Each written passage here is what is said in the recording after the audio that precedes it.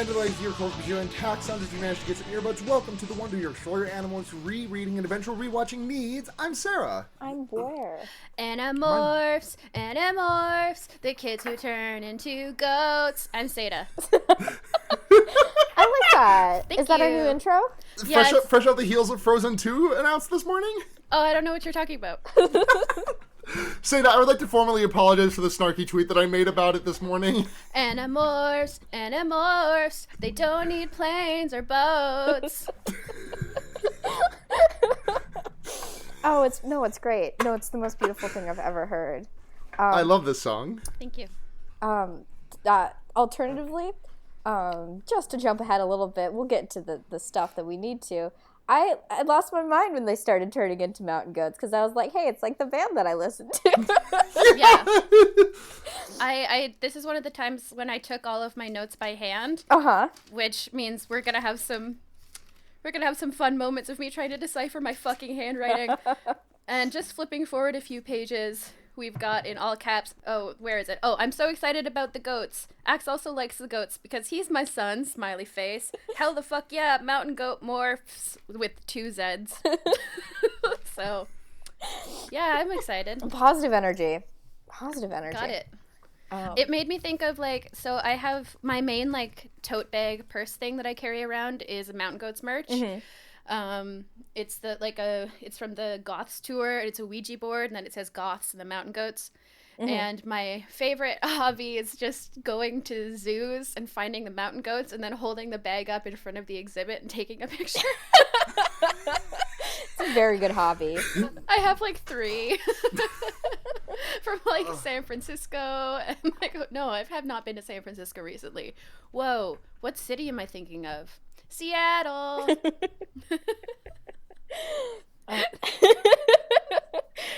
I just recognized the energy that I'm bringing to this. It's good. It's fine. Yeah. It's fine. Y'all want to talk about the cover of this book? Oh, yeah, let's. Do you want to talk about it? Yeah. So, do you just want to take a 2-minute chunk right here, talk about Frozen 2? No, I don't even know what you're talking about. I'm so mad that this cover wasn't Marco turning into a goat.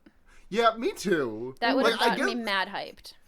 Yeah, they didn't even go in normally the morph that they go in depth about is the one that they put on the cover. I think this happened a couple of times where I think that they load up on art of some of their sort of default morphs that they do a lot, and then they just sort of deploy them randomly because there have been other times where the cover has not been the book morph, and it's always kind of disappointing, but this one really got to me. Yeah, but I do like this cover because it looks like from if you go from the first to the second image, it looks like you took a picture of a cat and then edited it into one of those crying cat memes. And yeah. if you go from the second to the third, it looks like you took that picture and edited it into one of those crying cat memes, and the same is true from the third to the fourth image. Wow, it's beautiful. Marco's eyes just get bigger and sadder with each step, which fits. That's fair enough. It's legit. Also, so I was reading this. The reason my notes are by hand is because I was reading this at a restaurant and I didn't have my computer. And at one point after the server left my table, I was so excited to go back to reading it that I tried to put my headphones on that were playing white noise so I could concentrate. Mm-hmm. And I tried too fast and hit myself in the head so hard with these big headphones. Oh no. And it feels like a bruise is coming in. Luckily I have bangs. But sort of every time I get excited in this podcast and raise my eyebrows, I'm like, oh, I'm an idiot. Ow. This pain is what I deserve for living my life too hard. For being too excited about Animorphs. Yeah. I like the Roach Jordans that are going on in the third image. Right. Oh, those are good. I really like the third one. I kind of trust him. I feel like he's going to give me a quest. Yeah, for sure. I was thinking he gives you a quest early on, and then later in the game he becomes a niche merchant. He sells you stuff that you can't get anywhere else in the game. Yeah. Yeah, he definitely looks like he has maybe a caravan. Yeah. And he's very wise, just sort of going around. He looks like a character from Hollow Knight. This also the original Marco image of him just popping a squat just makes me think of him like posing in front of a license plate that says something funny. and or fuck what the teacher said. Yeah, he like finds a license plate that says Morph for some reason. Oh, it would be current day. It would be Morphe, the like makeup company. He like poses in front of it with like the prayer hands with his elbow covering the E. And everyone's like, you can't put that on your Instagram. And he's like, why? It's so funny. I love Marco so much. Yeah, he has a Finsta, but just for the Animorphs. What if Marco get iPad? God, the Animorphs having Finstas just for each other is so good. Finstas? A private Instagram. Yeah. I think it's short for friend Instagram. Is that true? Yeah, I think that's truth. Yeah, something like that. Because I really don't understand it. I feel like I've heard the word Finsta used before, but like in reference to like private Instagrams that like sex workers have. That's like a premium feed. Oh, it's like similar, right? It's like financial Insta. You have to pay money. Finsta. Oh, yeah. Well, it's also used for just personal accounts, so I don't know if that was like appropriate or what. I need more than anything. I need an AU of just this. Yeah. If you want to know what it's like to be, so the Netflix show, One Day at a Time, which I love because it's just like full of like wholesome pronoun humor, but marketed towards like baby boomers, which is very weird. Their like second episode in their second season is adults trying to understand what a private Instagram is. So that's the level we're at. Yeah. So my roommate loves that. Say that. Are there any jokes about what Fortnite is? Not so far, but like I wouldn't be shocked if there's one later, you know? Yeah. Yeah.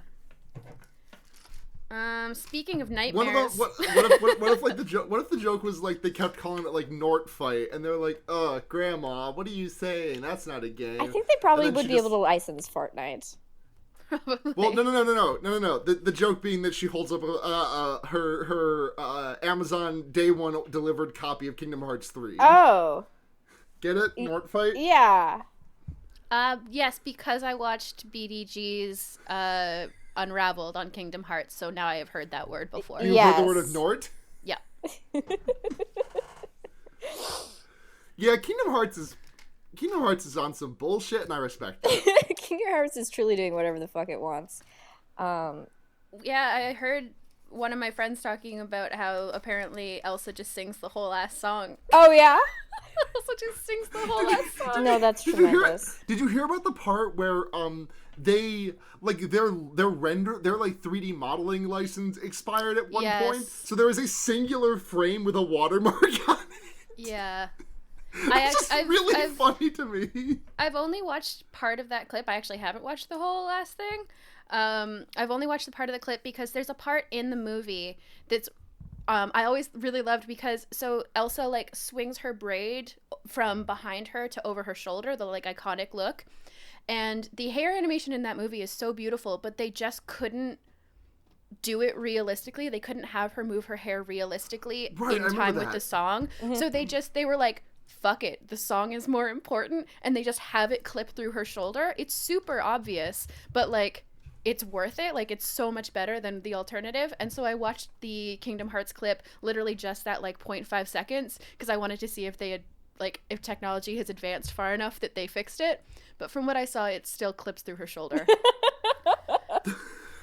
Honestly, that means to me that it's not a bug but a feature at that point. And I remember like a lot of like gifs going around that I certainly myself shared because I was in a very anti-Disney stage of my life that I'm only just now starting to come out of. Well, Disney's bad, but Frozen's fine. Yeah, fuck Disney, but like anti everything Disney has ever done, or like anything that has ever come out under the Disney name, which is honestly getting harder and harder to do now that they're just sort of slowly consuming everything. So I kind of just like, I can't do it anymore. Sure. Like if I were to just like seize consumption of all Disney owned media, like I would just like, I'd be able to read Animorphs and like. I think that's all you need though. Legit. Yeah.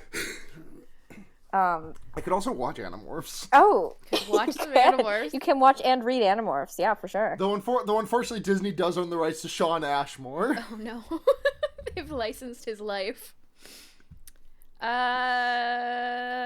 we open with a nightmare about Marco's mom. Yes. Yeah. Just like right off the bat, we've got Marco It's just gonna be having trauma.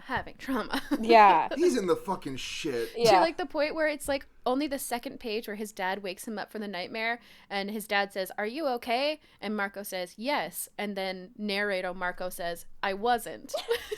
It's like, think, so right off the bat, we have 12-year-old being like, "I'm not okay," like, but like for real. Yeah. So it's too bad. Yeah, it's rough. And then so I like. I'm so divided on whether I think this scene really works, but I can't tell how purposeful it was or how like if it was just for the plot, because basically Marco's like, "I'm gonna go to school," but instead he just sort of like wanders and he just like goes downtown because he like can't face school, which like even if it is retroactive, that makes so much sense for him like having this horrible flashback. Or if they explain like Marco's mom, they thought she died and then turns out she was a controller, and then they abandoned her in the underwater thing, but they thought maybe she had survived and he had a whole nightmare about it. So it makes a lot of sense for him to be like, actually I can't face other humans right now, even if he didn't know that's what he was doing. Right. He was like, I want to go be anonymous and not have to think or face anything. Right. So I'm going to go downtown. Which, like, I think it was probably, like, for plot, because he needed to be there so he could, surprise, see his mom. It works both ways. Yeah, but I just like it as a character thing, because until later... I don't know. I feel like it absolutely read to me in the moment as just, like I feel like it just automatically read to me as, like, Marco being like, I can't fucking deal with seeing or being seen by people. Yeah, who I know. It would have been nice if they were more explicit about it. No, I definitely think that's what it is. Yeah. Yeah. Well, I think I think I'm of two minds about that, because until later, I think that one of the things about Marco that's so interesting is how deep in denial he is about everything all the time, constantly. Right. Oh yeah, this book was. I think that he probably didn't even know why he left. Yeah. I think when he says that he fully meant to go to school, he is telling the truth, in that his conscious mind was like, time to go to school and face my friends and tell jokes all day, and then his body and underlying brain were just like, nope. Marco. Yeah. I love you so much. He is a child. He is. He's just a little creature. There's nothing he can do to change it. Oh, no, that's Tobias. Oh, yeah, no, that's very Tobias. Oh, no, I love that. In quite a literal sense, yeah. Oh my god, I just keep thinking of the kids doing, like, modern memes now, and I'm just picturing, like, Marco, like, crudely photoshopping a hawk onto I am just a little creature, I cannot change this. Like, sending it, I don't know how Tobias would see it, sending it to Rachel to show to Tobias, I don't know. Tobias just being like, can get that's a phone. A female hawk. Get Tobias an iPhone. Please? He can figure it out. He's a smart kid. Bird iPhone. Yeah. To buy phone. Buy phone. To buy phone. To buy phone. Even to better. buy phone. Okay. Okay. All right. We're talking. To buy phone S. To buy phone S. The to buy phone X. Because to buy S. Oh yeah. Oh. It literally just sounds like just nonsense. You know, like sim talk. Yes, it does. Simlish, whatever. I've never played The Sims before. I have Sims of the Animorphs. I know you do. You have Sims of most things, Seda. I just like for some reason in my brain I heard that as sins of the Animorph. I have the sins of the Animorph. I'm just thinking like in a very sins of the father type. Sure. So Marco like sees his mom, aka Visser 1. Right. because she just like knocks him over with a briefcase, and so he decides to get revenge by going to trip this stranger, which is cool. I love Marco so much. He's just a rowdy rascal boy. He really is. He's just feral and abides by no laws. Oh my god, yeah. And he doesn't trip her because he's like, that's my mom in a bad wig. And then he immediately, like, I kept having to remind myself that this is like really high stakes because this is his mother who he thought was dead for a very long time. But he immediately acquires human DNA and he like calls himself out on it. He's like, yeah, all morphs are like kind of gross, but morphing to a human is like really gross. And also kind of unethical. I think we'll say it's an ethical gray area. Yeah, I think he called it ethically dubious. Yeah, did Jake find out about that at any point? I don't Not believe explicitly, but he knows that something went down. Yeah. And, okay, may I just... You may. So, while we're talking about morphs, at one point he morphs in an elevator full of people by holding a noose. He, like, sits down on the floor and, like, hides behind a newspaper and then morphs into a fly. And I need to ask again about the noises. Yeah, What about the sploots? I hate the sploots so much. One must assume that they are simply for dramatic effect. You know, like when sound effects happen in a TV show that are obviously not like actually happening in real, like diegetically or whatever, but just to like add emphasis, or better yet, in a reality TV show where they're not happening at all, but you know, stuff has to happen. Otherwise, I go crazy. No. The alternative to that is that I go fucking batshit insane. Fair enough, because it would be very crunchy and squishy, etc. And I don't like the crunches or the squishes. Hey, what would happen if you were in a vacuum and you morphed something smaller or bigger than your mass and there was no air, no way the air could fill it? I don't know. I'm not a physicist. Challenging concept going on here. Because I was just thinking, that might have sounded like a question from somebody who thinks about things, but I need you to know that it happened because I was like, how did Marco turn into a fly in an elevator? You can't get air into an elevator. So would he create a vacuum? And then I was like, you can get air into an elevator for sure. You definitely can get air into an elevator. So. Wouldn't it be crazy if elevators were vacuums, though? That'd be just fucking bonkers. The, like, elevator up the CN Tower, they have to, like, have people dragged out of it at the top because you just pass out. Elevators have the highest mortality rate of any form of transport, but people will still choose them but people will still just choose to use them on a daily basis. Yes. I want Animorphs AU where everything is the same except for that is true.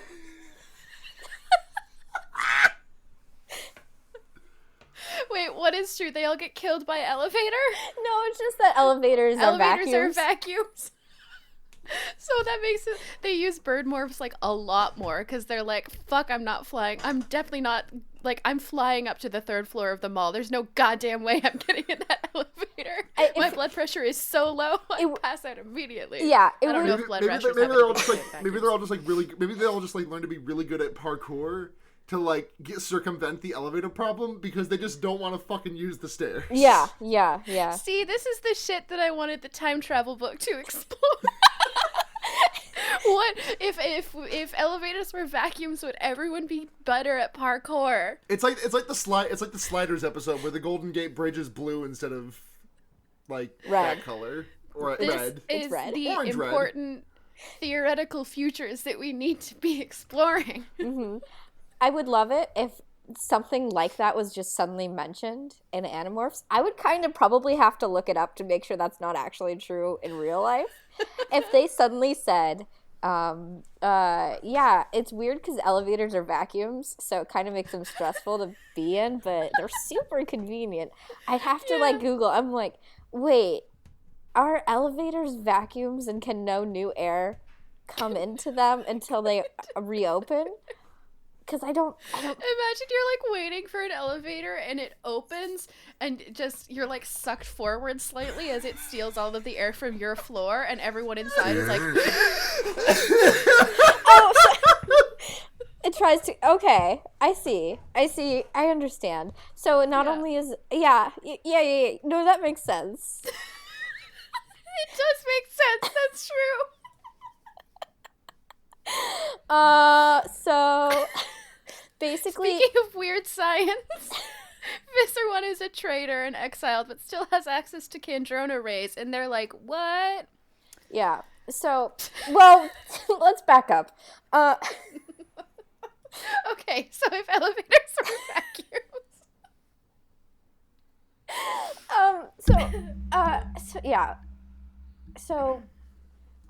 Okay. Marco, he's the person who's narrating this book. He sees his mom, he turns the fly vacuum elevator. And then he's like, fuck, gotta go back, tell Jake, or people, or whatever. And so he does that, and they're like, well, okay. And that is kind of the tone for the rest of the book, is like, Marco's like, hey guys, I got a great idea that we super should do. And everyone's like, I mean, okay, man, we're putting this on you, so if you fuck up, like, that's your responsibility, basically, you know? Yeah, it's very much like, they're all like, well, Marco, we don't know how to, like, process your feelings, so we're just gonna let you do that, and, Take your time, buddy. You take it from here, bud. Yeah. You got it. I'm really glad. I feel like we haven't seen Marco and Tobias hang out in a really long time, if at all. Yeah, and this was great. I love it so much. I love seeing Tobias with new people, because he just, like, different aspects of his personality come out in a really cool way. Mm-hmm. So basically they realize they have to go investigate this office building where Visser 1 has an office. And to quote, the reason that Tobias and Axe are the only ones who go with him is that Jake and Rachel have, like, familial obligations. Cassie has some school stuff. And Tobias is like, well, Axe and I are available. We don't have families or homes or anything to do ever. So it's cool. We'll hang out. Yeah. Do a mission. And then I love this moment. Jake basically gives responsibility to Tobias, which I think is partially just that Tobias is definitely the most responsible of, like, least, no, he's not the least reckless. That's not right at all. What he is like a really good middle between Marco and Axe when it comes to, like, objectivity. Right. Because Marco obviously is going to favor not killing his mom, right, like a weirdo. Yes. And Axe is going to be like, let's kill your mom. She's a controller and a very important one. And so he knows that Marco can't do it and Axe can't do it. And Tobias will, like, listen to both of them. Mm-hmm. Also to consider is that Tobias is the only one of the three who does not really have an axe to grind. Like, so to speak. Like, yeah. Stupid. Continue. Just in that, like, Marco and Visser 1 and Axe and Elfingor and the fact that Visser 3 murdered his brother. Right. Tobias, like, I mean, Elfingor was Tobias's dad, yeah, so, like, that probably stings, but, like... But he didn't really have a connection with him. Yeah, exactly! Right. That'd be like if I fucking... It's just kind of like a fact he knows. Yeah. It's like if your dad was, like... It'd be like if someone both of you in a row completely failed to come up with a simile for that. Well, I was just like if your dad was an alien who you never met. I was like a cool dead president, but then I was like, there are no cool dead presidents because I was just gonna say it's like if someone came up to me and said my uncle was like Bernie Mac, and also Bernie Mac is like an alien. Was an alien. He did die. Yeah. I was so counting on, like, suddenly a president would appear in my head, and I was like, no. Who was cool and dead? Yeah, no. None of them. They're all bad. So at one point, while they're breaking in, they turn into roaches on the ceiling, and it's very funny because Marco is like, half Andalite, half roach is pretty dope. Half hawk, half roach really sucks. And also, here's 2.5 pages of squelches and scromps as I turn into a cockroach myself. And then they, like, fucking ride down the rails of a stairwell like little skateboarders, and I feel like if I saw cockroaches riding rails, I'd throw myself into a river. You know? That seems like an extreme reaction.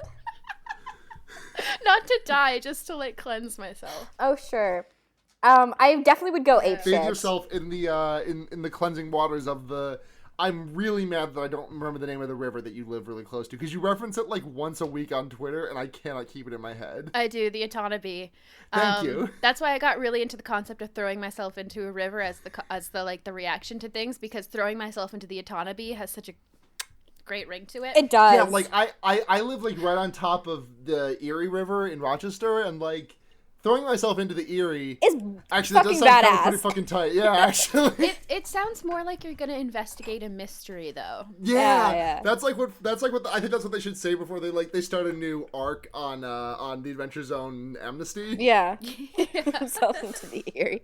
I'm on the Mississippi, which is an important one. So yeah, that's if I say like I'm gonna throw myself into the Mississippi, that sounds like a saying that I inherited from like my prospector great grandfather.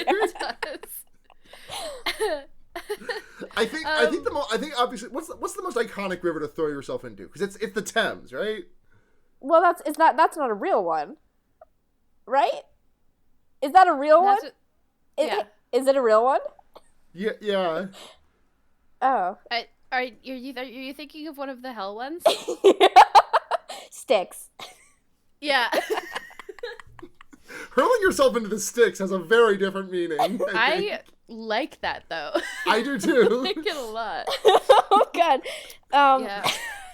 Okay, what is the best corporeal river to throw yourself into? I think the Thames is up there. I think the Euphrates is also up there. Oh, mouthful. It's a bit of a mouthful. Well, it is, but Seda, what's yours again? Atanabe.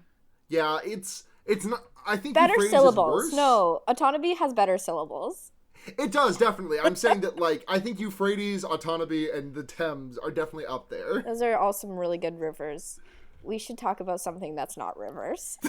I don't know. I love this line of conversation. I genuinely do. When they finish, like, doing this, like, crazy, like, jackass stunt, Tobias is like, Tobias and Marco are like, that was cool. Let's never do it again. Yeah, like really enthusiastically. That is like such a perfect Marco and Tobias attitude. They're like, so fun. Hell yeah, that was amazing. But let's not, huh? Yeah. Okay. Yeah. Okay, cool. Yeah. They're so fun and they're so interesting because it's like it's clear that they get along pretty well, but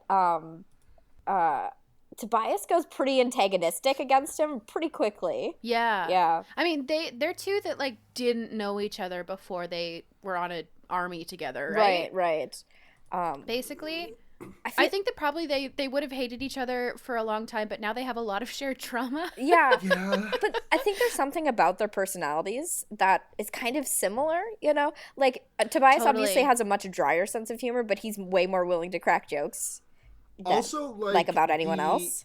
The fact that both of them have like absentee parents. Yeah. Mm-hmm. Like, I think they really are too. I mean, it's happened in the series, but I think that even if they had just kept on being human kids, they probably would have disliked each other a lot, and they would have like ended up at the same college or something and been like, great, I'm gonna be with that motherfucker for another 4 years, and then one time in class something would happen and they'd be on the same team, and after that they'd be like, huh, all right, yeah, okay, and like something would click, and then they'd be friends. When am I gonna write my Animorphs college? And then in like 30 and then after like 30 chapters they kiss. Yeah, they can kiss. Yeah. Anyone can kiss. Well, anyone can kiss. Game of Thrones voice, anyone can kiss at any time for any reason. Shut up. Almost anyone can kiss. Almost anyone. Very many. Except for the people with plot armor. They evade kiss until the very last minute. Kissless. So when they discover Visser One's office, they find out that she has used a new thing called hologram paint to paint her windows. Sure. I really, really thought that this would play a role Me too. in the climax. The thing is, I read that and I thought, oh, that's going to show up later. And then I forgot about it until literally right now. Yeah. They're like, whoa. Because the climax even involves holograms. It does. Just better holograms. God, the climax of this book is so good. But yeah, so they're like, oh, hologram paint. That's when you paint your windows and you project a hologram onto it. I feel like there's a better way. Right? You have like, other technology. Feel like that seems like something where they had an internal argument over like something in the like writer's Bible where they were like, okay, so she just has a hologram in her office, whatever. And someone was like, no, because for a hologram you need blah, blah, blah, blah, blah, and like certain energy source or well, I mean, I think they were like, well, then fucking hold on. hologram paint. I think the big hang up is that, how the fuck are you going to deal with a hologram and people's shifts in perspective as they walk past an office? Holograms are like 3D, aren't they? Yeah, but like... Because you've invested by science. You have, like, I'm just thinking because you have, like, when Axe was in the stall... You got a point, yeah. Eric projected, like, a cube of the stall, basically, that shifted. Mm-hmm. Because that's the only way I can make any of what they've ever done make sense, is that a hologram is basically a 3D image. Right. It has to be. Remember the time that Eric made a wall and hid himself behind it? Remember when Eric made a wall and hid himself behind it? I love Eric. I wish like he was Fortnite. more present in this book, because he's there. Like, he does a thing, there. but he doesn't have any lines. He does a big thing. Can I just say that, like, this book does... I just fucking love this book where it's really like good. Marco was just talking about his plan for the entire duration of it, and like you get little like snippets and bits by bits of what exactly his plan is as it goes on, and then you don't get the fucking prestige until the very end. Yeah. And like I like that because partially it's doing the thing where it doesn't want to show you the whole plan because then it's spoiled, but it's also playing such good service to Marco being completely in denial about the fact that like not being able to fully like admit the reality of the situation, where he's like, yeah, the plan, which is to the plan. Yeah, you know the plan. The next step in the plan. Where we the plan. You know that plan? Mm-hmm. Yeah, that plan. We're going to do that plan. There is something here. So basically they find they walk in and Visser 1's body is bent over this portable Kandrona that has like a human head trapping device so that Visser 1 can like peek out of her, can like leave her ear, but she can't get away because there aren't any guards. It's horrifying. And starting here, I started to notice that Marco never referred to her as Visser 1. He's never like, Visser 1 walked down the street. He's like, Visser 1 made my mother's body move forward and stuff like that. Yeah. Which I thought was interesting by itself. But then later, after they realize that they're probably going to have to kill her, he makes the switch and starts talking about her as just Visser 1. Mm-hmm. And Cassie does not like that. Well, right, but Cassie more just doesn't like to see her friend like destroying herself. Well, Cassie is just worried. Yeah. Yeah, Cassie's just really concerned. But it's even internal where he switches from like Visser 1 makes my mother's body smile to now Visser 1 is walking beside me and stuff like that, which is like he's literally dehumanizing his mother as much as he possibly can so that he can like try to prepare himself for the fact that he might have to kill her. Yeah. Which is like so well done. This oh my god, this book did so many things, and I'm like thinking about all of them and how excited I am. Especially the fucking like second to last chapter of this book is a work of art. Anyway, let's get there. Yeah. So basically, Marco goes forward to try and like save his mom while the Yeerk is technically out of her body, and stop me if this sounds unreasonable. Axe stops him from moving forward by putting his tail blade to his throat. Good job. Like, I get that it's a dire situation, but if my friend's about to make a bad choice, I grab their arm. I don't put a knife to their throat. Just me, though. But he's got shitty little arms. He's got shitty little arms. Yeah. He's gay, and the only powerful muscles in his body are on his 4 beautiful legs and his big fucking tail. Just like all the other gays. Don't we all have 4 beautiful legs? And yeah, my tail is coming in beautifully. I think Marco even specifically talks about how Andalite tails are like just one really strong. Yeah, just one big because he tries to push it away and Axe just like barely moves. Right. While they're having this conversation and being like, hey, you can't save her because the Yeerk will reinfest her, blah blah blah blah, they realize that there's like surveillance footage of like the Free Hork-Bajir colony, and so they're like, oh, she's probably gonna use that to like get Visser 3 marked incompetent or whatever. And then this is when Marco starts saying that he has a plan, pretty much. Mm-hmm. And when Tobias and Axe express worry, Marco's like, it's fine, just blame me. And Tobias is described as laughing out loud and being like, don't worry, we will. And it's Tobias laughs out loud at Marco a lot in this, mm-hmm. which I find very delightful. And this is another moment where I think that they probably had some sort of internal argument or something, because Tobias is like, hey, you need to open a window because other Yeerks are coming to attack Visser 1. And Marco immediately, without doing anything else, throws a chair at the window.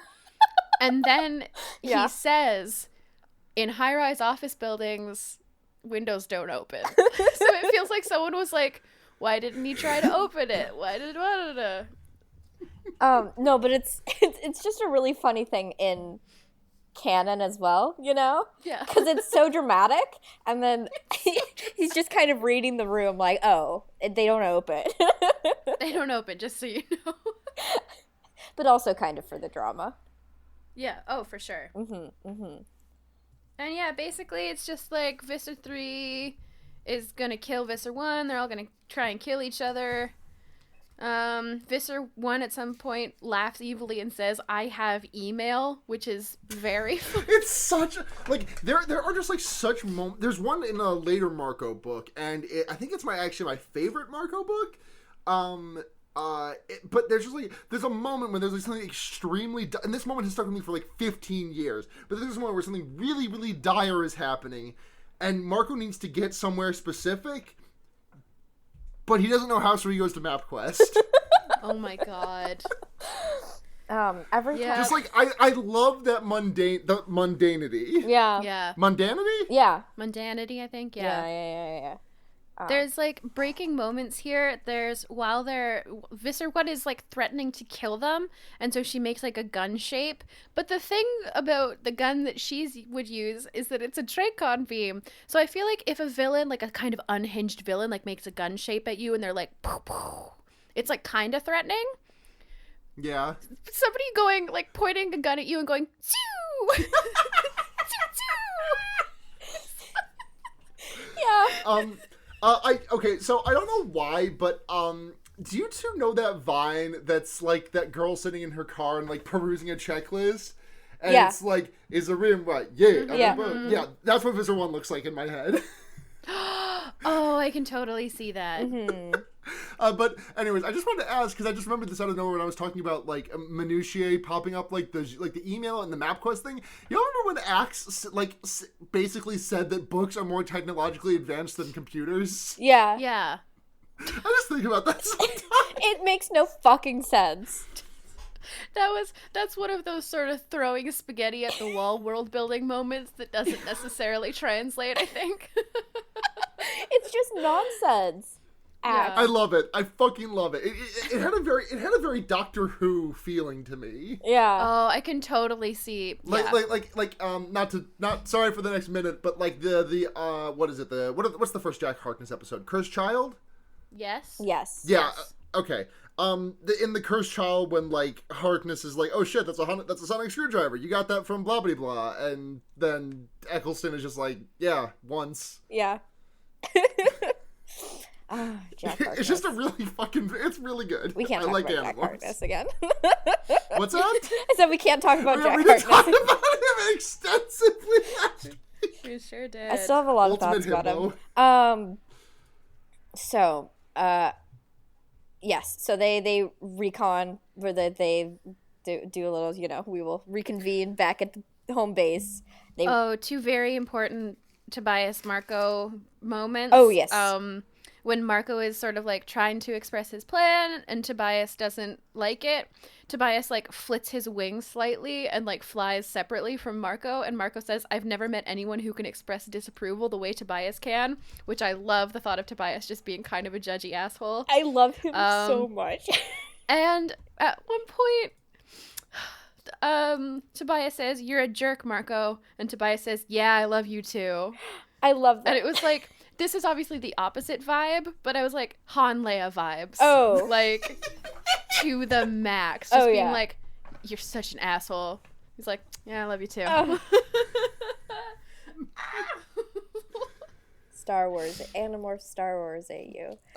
I'm so glad that I know that I'm like super late to the game, but like I'm finally getting into Star Wars, and I'm really happy about it because Star Wars is good. I want to talk about Star Wars so bad, but we are 40 minutes in and not close to having. Oh God. Okay. Yeah.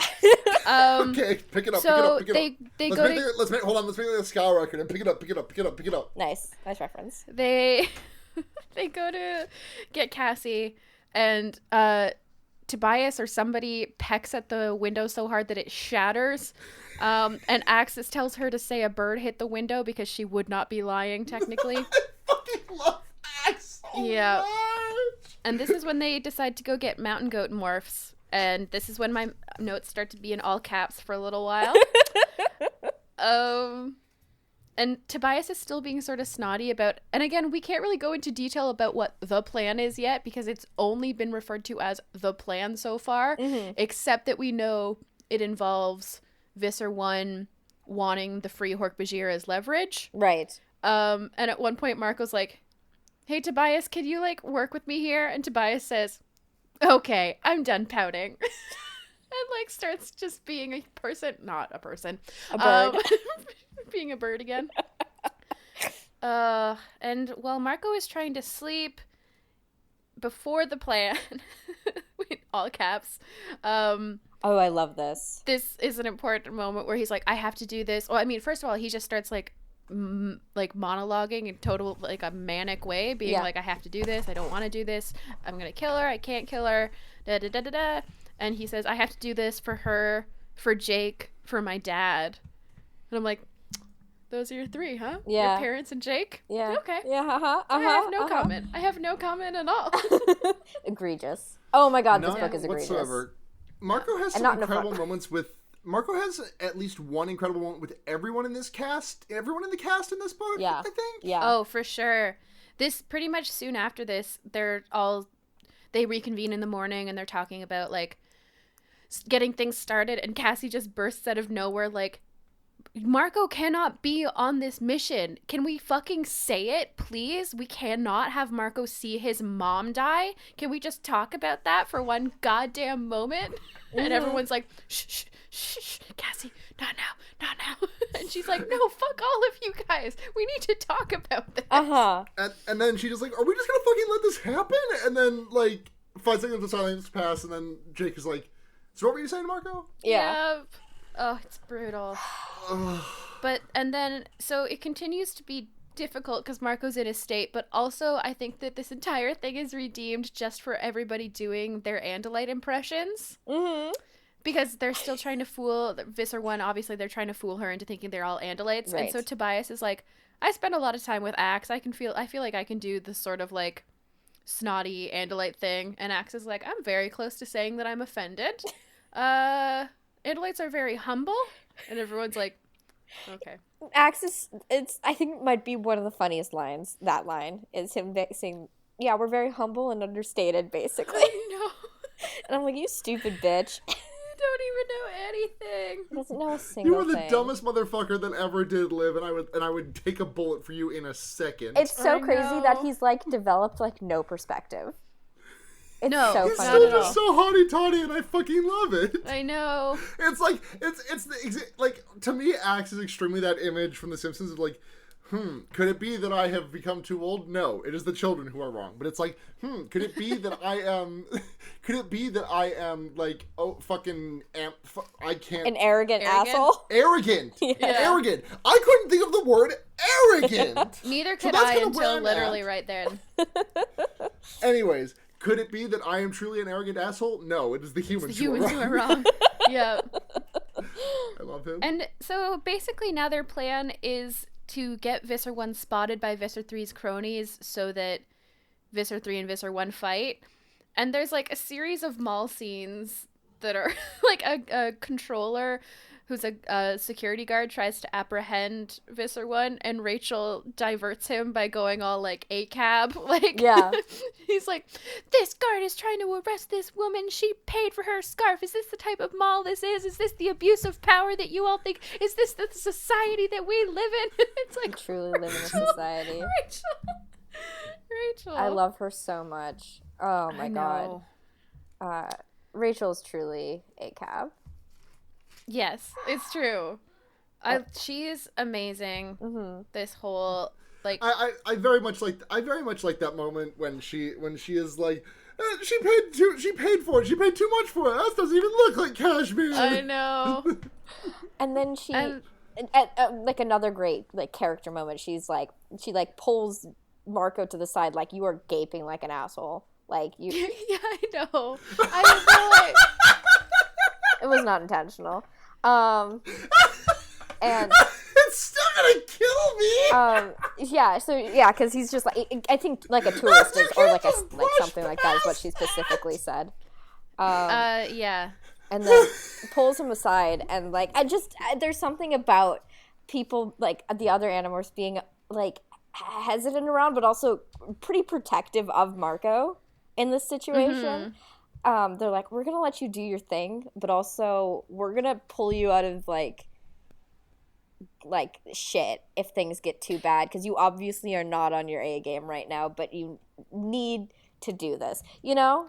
Yeah, it's just I think my thought was almost that Rachel was trying to be cruel to like push him into admitting that he fucked up, like, right. And that he's not ready for this. Right. I mean, part of it is Rachel just not knowing how to do human emotions and friendship. Right. But I think there's part of her that's like, I'm just going to like look Marco in his face and be like, yo, you're gonna kill your mom.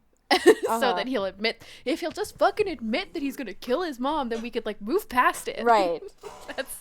That's Rachel. I love her. She's just the best. I know.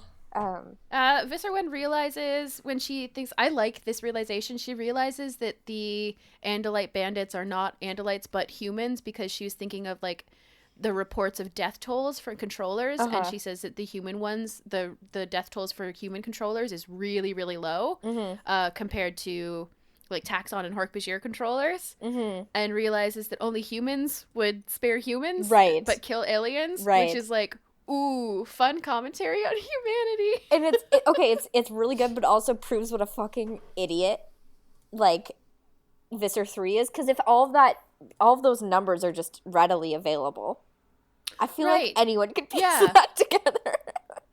I know, yeah, it's very, very strange. But Visser 3 truly is so stupid. The way that he enters this book is that they're all at, they like go to this mountain and they're all like pretending to go camping, basically. They're going to go hike up this mountain to where they've told her that the free Hork-Bajir live. And so everybody's in, reasonable cars that like people would drive to go camping. Right. And Visser 3 rolls up in a fucking limousine. He is the best. He actually is so fucking incredible in this book. I was like, I know. I had, again, one of those moments where, like, Visser 3 is a little sexy. Yeah. Just a little bit. Yeah.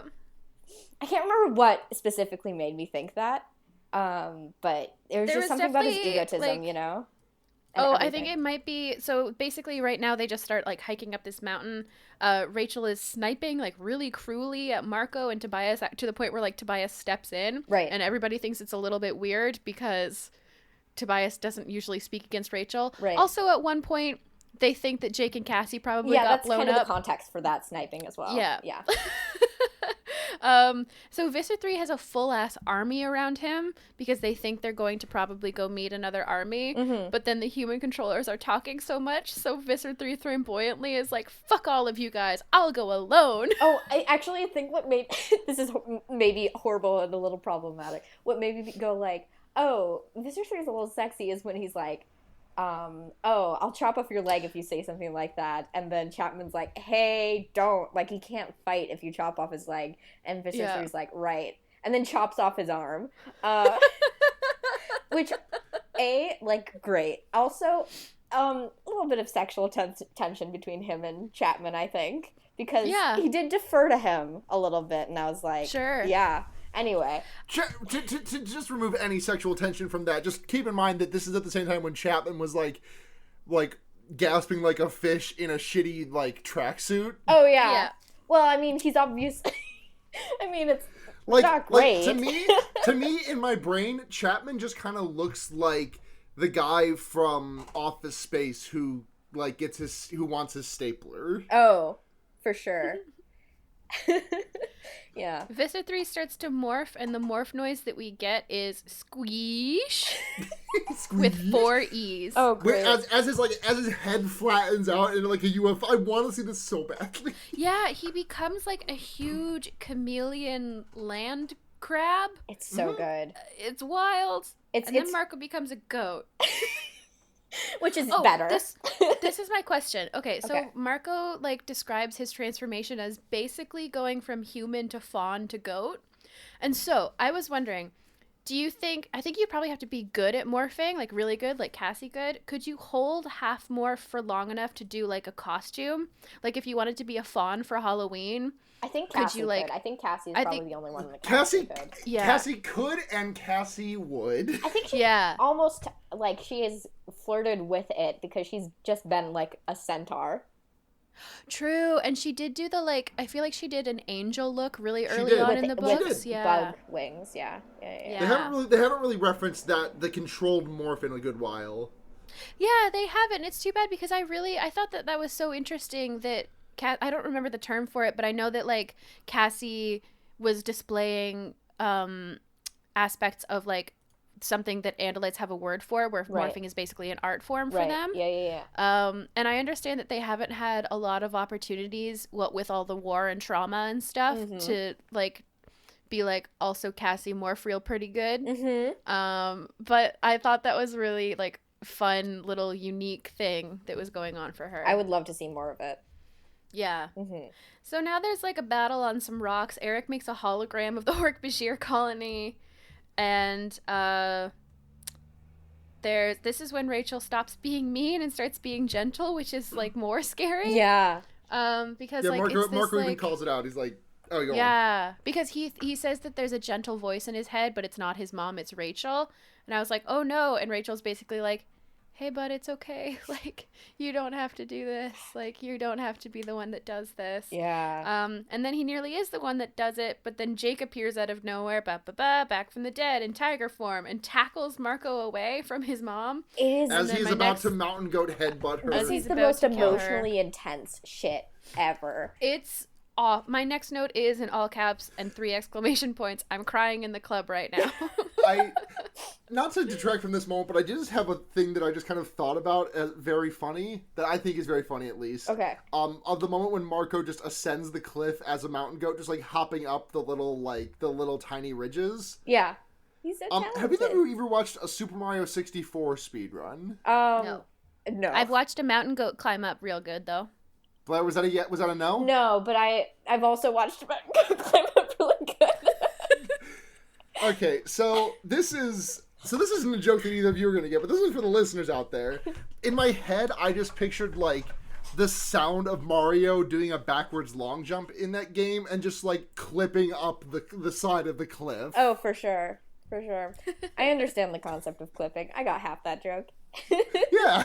Yeah, you should watch a backwards long jump video. They're very funny to see, and it'll be very funny when you see it. Nice. Good.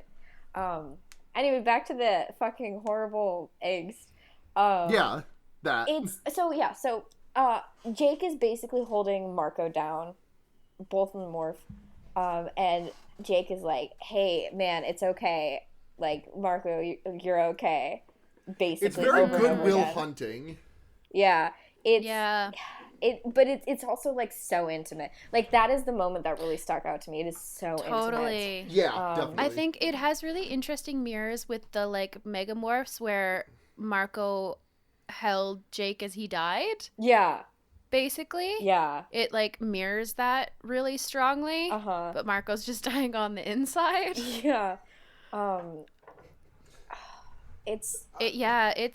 Marco like completely blacks out pretty much. He says that he doesn't remember how, and we like didn't really impress upon, like, this scene is chaotic. Like there's spaceships happening, there's the Axe went and got all the Free Hork-Bajir, so they're going wild.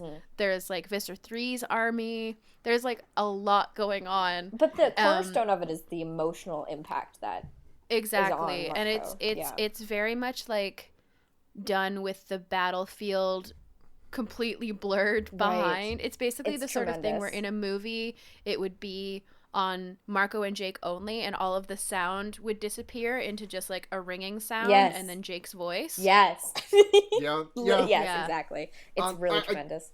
Yeah, and then Marco just like goes home and just like stays in bed sick, air quotes, all week, but he's just like fucking depressed. Yeah. And then it ends on such a lovely Rachel and Marco note. Like, which I love. So the way that Rachel delivers hope in pure Rachel fashion is that she just like comes into Marco's room without asking and is like, so there's no body. And he's like, what? She died. And Rachel's like, nah, there's no body. And he's like, well, they disintegrated it. And she's like, nah, I saw all the burn bodies and she wasn't one of them, so there's no body. I also like the moment where Marco's like, you're just trying to make me feel better. And Rachel's like, I fucking wish your mom was dead, dude, because then you would stop having hope. Yeah. I know. And it basically ends with, like, she didn't hug me. Rachel's not a hugger, but she sat there with me. Yeah. Which is, like, so just quiet and tender. And Rachel just, like, sitting beside him and being like, so we know she's not dead, so there's that fact that we know about her. Right. Yeah. You can do with that as you will, Marco. It is just this, I think the fact that everyone was just kind of, like, a little bit taking care of Marco this book, even though he totally went through hell, you know? It's just, I think it's really special, you know? I feel like he deserves, I mean, they all deserve, like a good month off, if not more.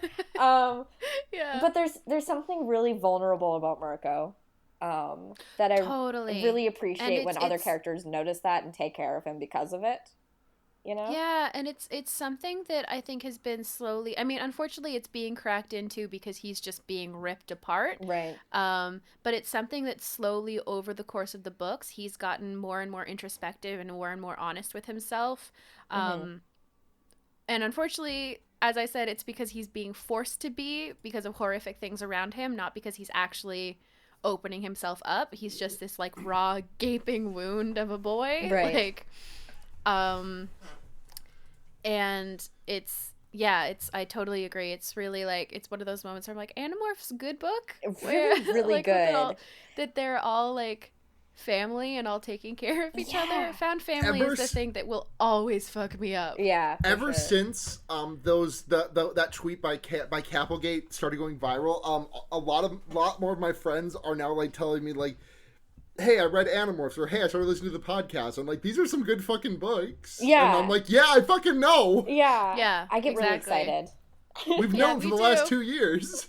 I've now had several friends message me out of the blue being like, yo, is there a place where I can read Animorphs? And I'm like, oh, weird. That seems like it came out of nowhere. And then I look on their Twitter and they just retweeted, like, the fact that Capelgate, like, is cool. Yeah.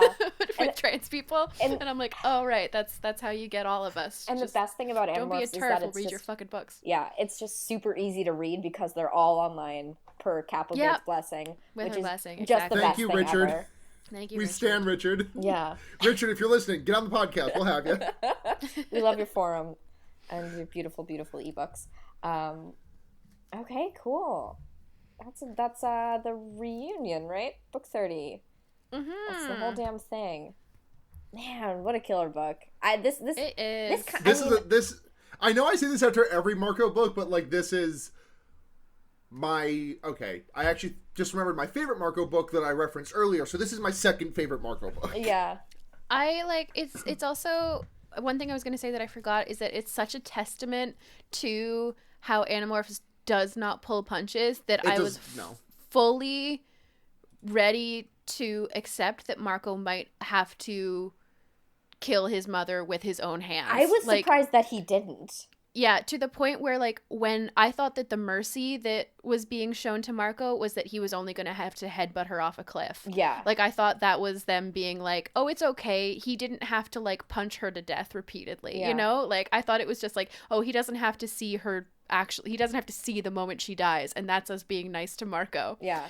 And then it turns out he didn't have to kill her, and I was like, whoa. Yeah, it's and not to say that my like appreciation of these books have been waning at all, but this really reminded me why I'm in love with this series. You know, this book in particular. Yeah, sure. This is definitely one of the strongest books in the series, in my opinion. Yeah, it was such a blast to read. Yeah, I love Animorphs. Yeah, so thank you so much, everyone, for listening. It's weird to not have a recommendations bit. I feel like I'm like about to I feel like I'm about to jump into recommendations. Like this is the one podcast I do regularly that does not have a recommendation segment. I've had the idle thought that I should come up with a recommendation before every single episode of the Wonder Yeerks, which is the only podcast I do regularly. It's just because I'm like, oh, it's you two, so I'm doing fear baiting, right? That means I have to like something. Who likes that? Seda, what do you like this week though? We don't have to go around the table for recommendations, but like, what came to your brain when you thought about it today, Seda? Oh, I don't know. It's like hard to say because it's like I feel like nothing that I'm really passionate about has updated recently. I feel like everything's really outdated, and like none of my like characters who I over-identify with to an embarrassing fact are like, I don't know, having training montages where they work on their powers that are a metaphor for their gayness or wearing pants. So yeah, I feel like I just wouldn't know. I made butternut squash soup from scratch yesterday for the first time. How'd that go? Yeah, that does sound good. Andrea made some parsnip soup a couple of weeks ago, and she hated it because she feels like she put a little bit too much apple cider vinegar in there at the end, and so it just tasted funky, but I didn't. It tasted good to me, so I ate the fucking whole thing. Perfect. I'm excited about my new car battery. Yeah, that's been sort of a journey. I don't want to go into it too deep, but I did turn my headlights on when I was driving home from work today, and I was like, oh, so I'm not blind. My battery was just dying. So that's good. Yeah, because I was like, oh, it's just a weird fluke that my battery just, like, I left my headlights on overnight and then couldn't start my car in the morning and couldn't jump it. No, your battery probably should have been changed anyway, so it's fine. Yeah. Feels good. Thank you all for listening this week. If you want to hit up the show, you can do so at the Wonder Yeerks on Twitter. Support the show, patreon.com/fearbaiting. Do you have the patrons pulled up yet? I do have the patrons pulled up, so thank you very much to Michael Kaiser, Paul Moran, Kit Spindler, Paul Bechtel, Ducky Aisha, and Allison. We love you. Cool. If you want to find me online, you can do so at BlurKitsch on Twitter or blurkitch.tumblr.com. Sunhat Zhenya, SUNHATZHEMYA, on Twitter, on Twitch, on Mastodon at Snouts.online, and also, This time-sensitive section no longer relevant because our editor took too long to get the episode out. They're very sorry. You can be mean to them on Twitter about it if you want, but they will probably cry. Hit a bitch up. I'm Seda. You can find me on Twitter at nudity with an EA instead of a Y. Check out my other podcast where I make little songs to solve little problems at Musical Mole on Twitter. Or you can find my other music at gaygothvibes.online. And none of you live in my area, but it just makes me feel good to say the day this drops. God damn it. All right. Thank you to Noisepace for hosting us. You can find more of the podcast hosted there at noisepace.xyz. And that does us for this week, I'm pretty sure. We will see you in 2 weeks with our next episode. Book 31. Yes. But until then, I have been Blair. I continue to be Sarah. I'm Seda. And remember, keep do your you want an Escafil device? Yeah. I do. Thank you.